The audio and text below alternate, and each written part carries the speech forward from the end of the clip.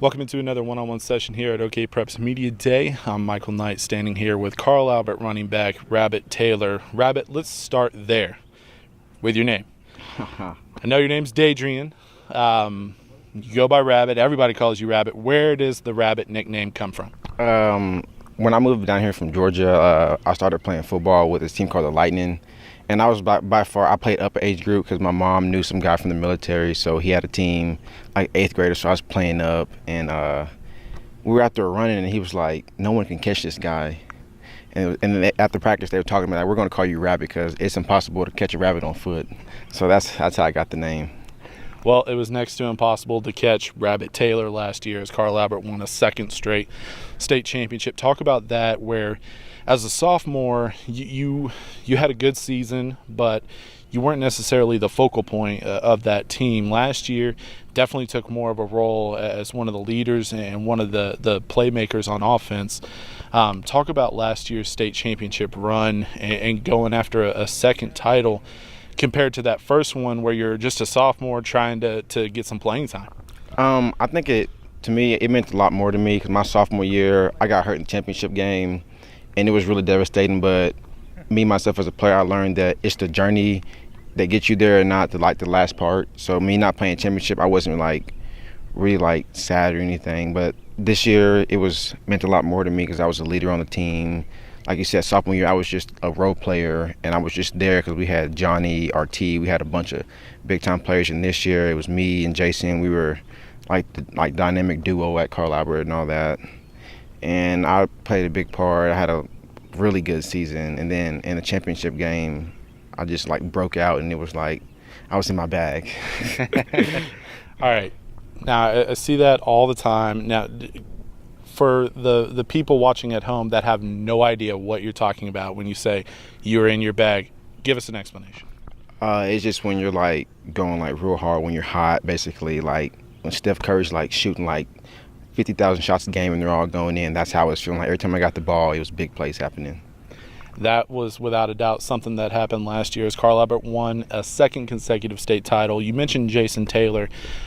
He was one of our Player of the Year finalists, had a great year. Offense, defense, did just about everything for Carl Albert. Now he's gone, going into this fall. Do you take more of a leadership role with a guy like that graduating, where you mentioned the dynamic duo? Some other guys are now going to have to step up. Do you take more of a leadership role as you head into your senior year? Yeah, this year I have to definitely take a big part. We had 22 seniors graduate, and all those seniors played their freshman year up. So really, nobody in my class or that sophomore class or the freshman class has really played like that. And then we had a freshman quarterback last year, and he played a really big part in that championship. So me and him have to take it on this season.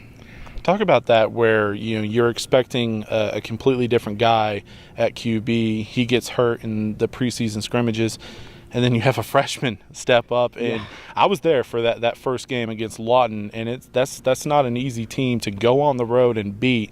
And a freshman is helping you guys. You had a huge game that night too. Talk about the relationship you've developed with Ben, trying to get him more accustomed to playing at the varsity level.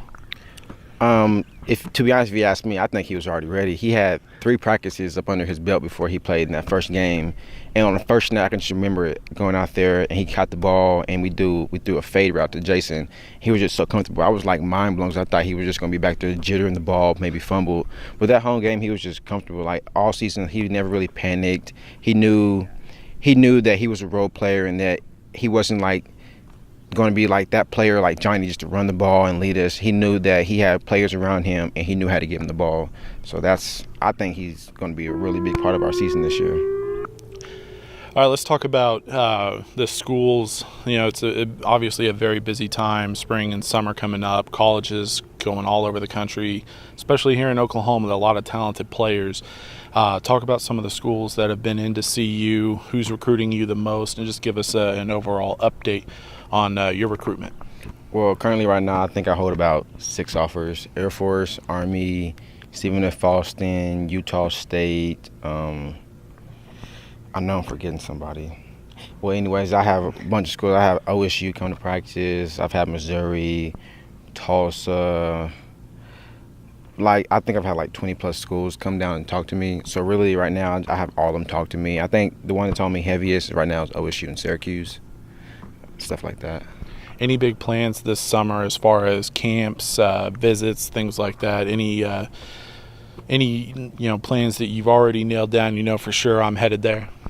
Well, me and the guy that helps me with recruiting, we're going to go to about 2 to 3 camps, really, and then after we have all that down, we'll look at our list. We'll cut it down to like a top 10, whatever like that, and then in August, I'll shut my recruiting down, and then I'll get my top 5, and then I'll try to go visit all those places and see what I like best, and then hopefully in December I'll do the early signing.